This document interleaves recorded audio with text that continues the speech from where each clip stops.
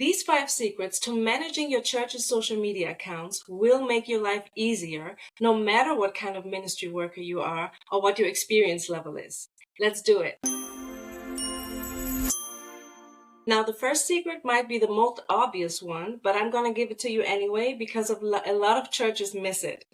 Have you realized that you already have a constant content flow with the sermons that are being preached every Sunday? So my first secret is repurposing your sermons. Turn those sermons into social media content. You can make short clips, quote posts as a graphic, or even blog posts. Just make sure they invoke some kind of emotion in the audience. For sermon clips, I recommend uploading your full-length video to OpusClip. It's a great AI tool that analyzes your video and picks out the best parts of it. It puts it together in little bite-sized clips, and you can edit them from there. For your graphics and other posts, I definitely recommend Canva. I'm in Canva all day, every day. It has a free plan as well, and I recommend doing your graphics in there. For blog posts or any copy that you need, I highly recommend ChatGPT. You can just use that as a starting point, use it as to be inspired. And you can even upload your YouTube script to ChatGPT and let it help you to craft a blog post. Check out a list of my recommended tools in the description below. Now coming to secret number 2.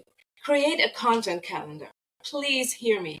Do not try to do this without a calendar. You will burn yourself out. Now, to start mapping out your content and creating it, it is really important that you know your target audience. You might have heard that word many times. I highly recommend the book Building a Story Brand by Donald Miller. It has helped a lot, and it has helped so many creators and marketers. And I highly recommend it to use these tools or to use these ideas that are in the book to find your target audience. And you might say, Marsha, church is for everyone. Well, I hear you, but I give you an example. One of my clients is in the Bellevue, Washington area, and we found out after doing some research that their target audience in marketing terms is executives aged 35 to 55 that may have a pain point of having the need of being spiritually connected without maybe even knowing, because they have everything else. They might not be aware that they actually need God in their lives. So that's what we found out for them. Another one of my clients' churches is located in the Dallas-Fort Worth area. And we found out after research that their target audience is made up of 2 groups. The first group being young families, making up about 47% of the population around, and young professionals that just graduated from college that make about 35% of the surrounding area. And so why do I say this? I say this because when you know your target audience and who you are talking to, you know what kind of content to create. Your messaging, your tone of voice, and the feel of your content will just be more clear to you and obviously more effective. It could be as simple as using a piece of paper or using a spreadsheet. I personally have done away with spreadsheets, and I'm housing all my content calendars in Metricool. Speaking of Metricool, secret number 3, use automated scheduling tools.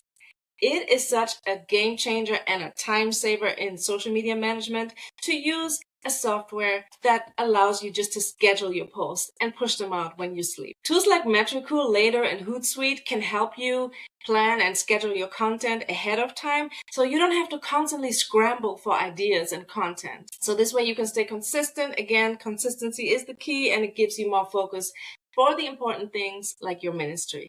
Like I said, consistency is the key, because when your church's social media accounts have a regular posting schedule, people know what to expect and when to expect it, which builds trust and engagement. Scheduling posts ahead of time means you are not missing the peak engagement times. According to a latest Instagram study by Metricool, the universal best time to post is 8 p.m. And if you want to look at it specifically for nonprofits, it is said that Wednesday at 11 a.m. is the best time. And of course, Saturday and Sunday are the best days to post church content or Bible verses or inspirational content. Pro tip here, what I love about Metricool is the review feature. So if you have a team of volunteers that is working simultaneously on content, it lets one person schedule the content and another person view it, and you can approve it right in Metricool, or you can send somebody a note to tweak a couple of things, which is really amazing.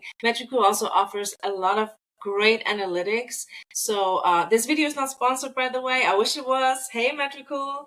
But I just really love it. Let me know if you want a deep dive on Metricool in the next video. Secret number 4, batch create your content.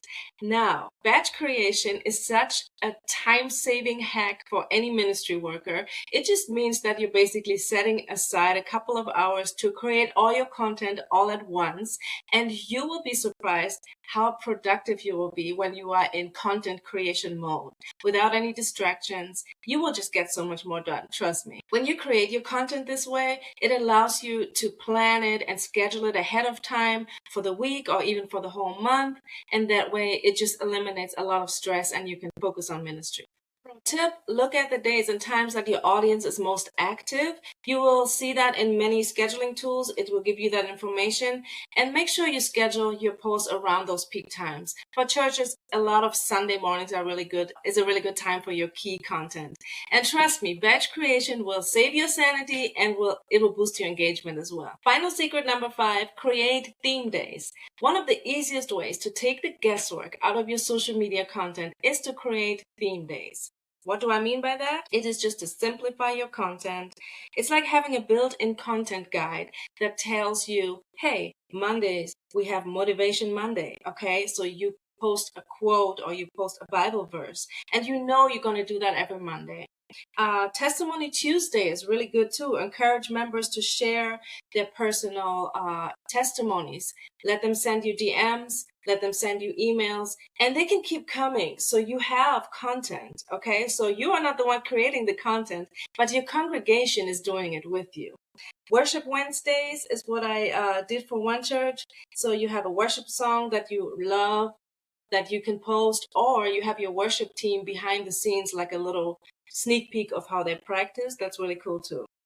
Throwback Thursdays, you showcase a past event or something that happened in the past and that was really cool, and you just bring it back up and remind everybody of how nice it was and how nice the next one is going to be.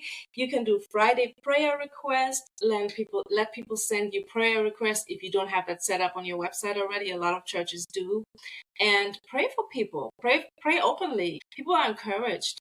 Social media is, it's community now. It's not just entertainment. So it is so good if we can pray for each other on social as well. And the reason why it works is because it's predictable, okay? And so if something is predictable and you know who you're talking to, again, coming to that target audience that you need to figure out ahead of time, then people know what to expect and when to expect it, and they will engage with it. It creates a predictable structure.